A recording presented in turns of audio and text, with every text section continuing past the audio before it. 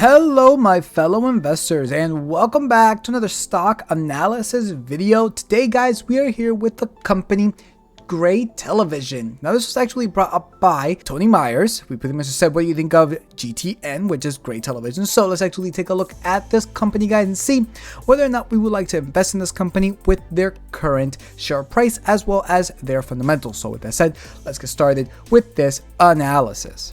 Now, for all of those of you who may not know what this company is, because honestly, I didn't even know what this company was, but it's essentially, guys, a television broadcasting company owns and or operates television stations and digital assets in the United States. It also broadcasts secondary digital channels affiliated to ABC, CBS, NBC, and Fox, as well as various other networks and programs services, including CW Plus Network, My Network, Me TV Network, Justice, the TV Network, Antenna TV, Telemundo, Cozy, Heroes, and Icons, and Movies. So you can see that, well, they're essentially a television news network. So this is actually fairly interesting because, well, the way that people are taking in media now is through the internet, right? We're heading more and more into the internet. There aren't a lot of people that use televisions anymore, so that might be an issue down the line, but as it currently stands, this is essentially what they do.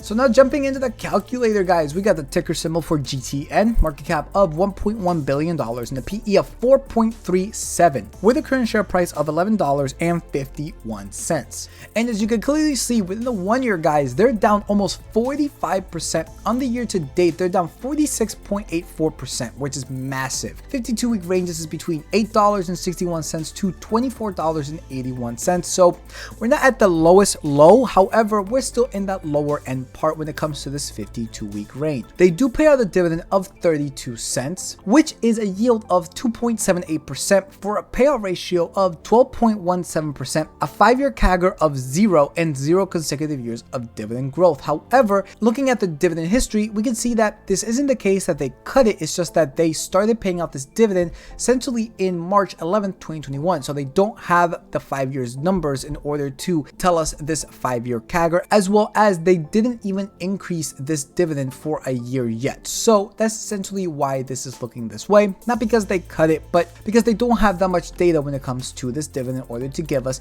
the 5-year CAGR. Ex-dividend date is actually coming up on the 14th of December. Payout date is on the 30th of December, and they pay their dividends quarterly. Now, based off of this dividends, guys, and their shares outstanding, they currently pay out $29.22 million in dividends every single year. And looking at their 5-year average free cash flow, they're still left with $232.38 million after this is paid. And as of their last year's free cash flow, it is $63.8 million, which are payout ratios of 31.42% for the last year's free cash flow and 11.17% for the 5-year average, meaning that they can afford this dividend and on top of that even increase it, though as of last year, it does seem like they went down in their free cash flow in comparison to their 5-year average. So now let's actually take a look at some fundamentals, starting of course with a net income 5 years ago of $262 million to 1 year ago of $90 million. That is a decrease of 66% with a massive outlier 2 years ago during COVID, probably because a lot of people were at home watching TV. I think that's the reason why that occurred. But nonetheless, guys, the overall trend for the net income is to be decreasing. Again, one outlier doesn't necessarily cut it for me, so I'm gonna have to give this like a 10% for this net income, mainly because they're not showing any negative numbers, but they are on the decline. Coming now into the free cash flow, we got 5 years ago of $145 million to 1 year ago of $93 million. That is a decrease of 36% with an average of $261.6 million. Now this one is surprising because from 5 to 3 years ago, it was consistently increasing. The outlier came in 2 years ago because of COVID, and then they completely collapsed the following year to $93 million. 2 years ago, it was $542 million. So it is what it is. I think, again, COVID did cause this massive spike. However, they were increasing their free cash flow from 5 to 3, so that is some good to note there. Now, for this reason, guys, I'm going to have to give this like at around a 30%, mainly because they were increasing it from 5 to 3 years ago, but massive decline after COVID, and then again, COVID did occur. So I'm going to give it a 30%. Coming now into the revenue, this is actually fairly surprising because I just said in the beginning that a lot of people are probably going to stop watching TV because the majority of the media that we are getting nowadays is through the internet and through apps. So fairly surprising that this is actually increasing. 5 years ago of $883 million to 1 year ago of $2.4 billion, increase of 173.27%. We do have a massive spike here from 4 to 3 years ago, but the COVID spike wasn't really seen in the revenue as much as it was in the net income and the free cash flow. So fairly interesting there. For that reason, guys, I'm actually going to give this like 80%. I was gonna say 75%, but I'm gonna give it 80% just because they do seem like they are able to keep it going even up until 1 year ago. Looking down at the total assets minus total liabilities, this was actually really interesting as well. Currently, they're at $2.6 billion, and even within the past 5 years, they have pretty much consistently increased this fairly decently, right? A massive spike from 4 to 3 years ago, but it's not that bad, seeing that from 3 to today, they were consistently increasing it, as I just said. Average total assets is $8.2 billion. Average liabilities is $6.1 billion. And doing this difference, guys, we get $2.14 billion. I'm actually going to give this, guys, like a 90%. This is actually looking really, really good. Again, that one spike that happened 4 years ago is a little bit concerning, but it's not too bad in my personal opinion. Looking now at the cash flow minus the liabilities, this one's looking really, really bad. And I think this is mainly attributable to the fact that their free cash flow, at least as of 1 year ago, did go down a significant amount. However, looking at the 2 year ago value, guys, when it comes to the free cash flow, we can see that they did fairly good. So the fact that we're seeing almost a very close to a near bottom 2 years ago in cash flow minus liabilities tells me that they did take on a lot more liabilities than cash flow that year. So that's the reason why this happened. But as you can clearly see, they're consistently going down, reaching the lowest 1 year ago of negative $8.51 billion with an average of cash flow minus average total liabilities. It is negative $5.8 billion. I'm essentially going to have to give this, guys, like a 0%. Consistently decreasing year over year, getting deeper and deeper into the red. Now, a single year, they were a little bit higher than the prior year, so I'm gonna have to give it a 0%. Coming now into the shares outstanding. This one is a little bit interesting because, well, you can clearly see right here that they have been increasing shares on the 5 year. However, from 1 year ago to today, they didn't bring it back almost what it was just 5 years ago. Now, shares outstanding, guys, is very, very important, especially if a company pays out a dividend for several reasons. Number one is the fact that, well, if a company issues shares, you're being diluted. Even if they don't pay out the dividend, guys, you're still being diluted. Now, if they do pay out the dividend and they're issuing shares, this means that they have to pay out more and more dividends as a result of that. So either they're probably going to cut the dividend or they're going to suspend it. That's the reason why buying back shares is very, very important, especially if they pay out a dividend, which this company does.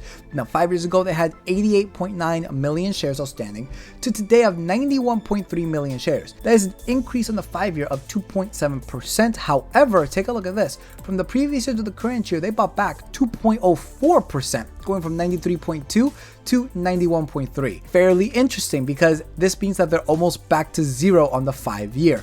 They had increased it from 4 to 3, but then they bought it back from 3 to 2, and then they bought it back from 2 to 1. So this is literally going everywhere at this point. But, you know, there's still an increase on the overall 5 year. However, it's still fairly okay in my personal opinion, right? 2% isn't that bad. So I'm going to give it like a 60%. And now when it comes to the cash and equivalents, they currently hold $144 million with an average of $407.9 million. Looking at the total weighted grade, guys, we get the net income at 10%, free cash flow 30%, revenue 80%, assets minus liabilities 90%, cash flow minus liabilities 0%, and shares outstanding of 60% for an overall grade of 44%. The main issue here is definitely that net income, free cash flow, as well as the cash flow minus the liabilities, mainly their liabilities. So that's the main issue, guys. If they are able to fix these two numbers as well as the liabilities part of it, I have a feeling that they would 100% be like a 60% stock or something. Still not 70, but I do think at around 60%. So now let's actually come over here and make some assumptions. Low, medium, high, using revenue growth, projected share buyback, and the required rate of return, which I like to keep flat at 10%. Now, for the revenue growth, guys, let's actually come over here to Seeking Alpha and see that their forward is estimated at 11.08%. So this is actually going to be fairly simple. Let's make the projected revenue growth of 9, 10, and 11%. Now, for the projected share buyback, I'm actually going to say at around like 0% for the median, let's say -1% for the lowest, and let's say 1% for the highest. So basically, for the lowest assumption, they'll issue shares at 1%. The best case scenario, they won't issue any shares or buy back any shares. And then for the best scenario, they'll buy back 1% of shares. Now with this, we get the target share prices between $27.04 to $29.48. However, adjusting for debt, you can see that this actually goes into the negatives. The reason is because they actually have a lot more net debt than they do cash on hand. That's essentially why this is going into these. So we can essentially ignore all of these values over here, right? Adjusting for debt as well as the margin of safety. But for the target share prices, not adjusting for debt, this is looking between $27.04 to $29.48. Current share price of $11.51. This is looking like a pretty good buy today. Now, does this mean that you automatically go buy it? Well, I just showed you guys my weighted grade. 44%, it's not that good in my personal opinion. And then you also have to think about the ramifications of the internet. I think a lot more people are digesting their news through the internet. Very, very few people are taking it through common cable television, right? I mean, you have apps, you have all of these news networks that are now making apps that companies like Apple TV, right? Roku, what's another one? Amazon, right? They're all having these apps being on their television. Therefore, you don't need to have cable anymore. I personally don't even have cable in my house. I just have Wi-Fi. That's it. I don't even have a landline, right? I just have Wi-Fi and I get all my news through the internet. So keep that in your mind if you do want to invest in this company. But me personally, I just don't think that they have the fundamentals behind it in order for me to put my money in them. But like I always say in every single video, this is not financial advice, and every investment is the present value of all future cash flow. So please make your own assumptions when it comes to this company. Invest in it if you want to invest in it. All I'm saying is, guys, for me, I'm personally going to pass on this one. I do not see a bright future for them. If you guys want this calculator, if you want to make your own assumptions for this company or any other company, I have all of them available for free. Discounted free cash flow, book value, a reevaluation, and a dividend tracking sheet for everybody to have. It's all for free. I do not agree of putting like any of this behind like a paywall or anything like that. The best way that you guys can help me grow my channel is just like, subscribe, comment. It really does help her with the algorithm. That's pretty much it. I really do appreciate everybody who have subscribed. We're now up to what, 1,610 subscribers. Y'all are crazy. I need to come up with something for the 2,000 subscriber count. I'm planning on making like a Q&A session or something like that. I think that'd be pretty cool. So really do appreciate it, guys. Thank you all so much for the support. All of this is for free because of the fact that you guys are helping me so much with this. I really do appreciate it. So have these calculators, make your own assumptions, and see where you want to invest your money in.